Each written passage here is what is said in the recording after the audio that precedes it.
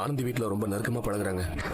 அவங்க மூலமா வேணும்னா ஆனந்தி வீட்ல என் கல்யாண விஷயமா திரும்ப பேச முடியுமா?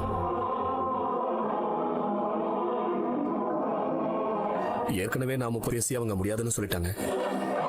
ஆனா என்னால ஆனந்தியை மறக்க முடியல செல்வி. அதனாலதான் நான் கேக்குறேன், அவங்க கிட்ட சொல்லி போய் ஆனந்தி வீட்ல பேச சொல்றியா? அதுக்கு என்ன, பேசிட்டா போச்சு. ஏய் செல்வி, அம்மா லைட்ஸ் எல்லாம் ஆஃப் பண்ணு, நீ போய் பாடு. சரிண்ணா.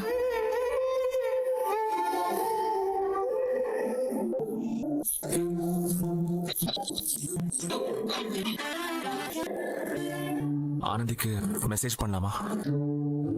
ஒருவேளை தப்பா எடுத்துக்குவாங்களா? சரி, எதுக்கும் பண்ணி பார்க்கலாம்.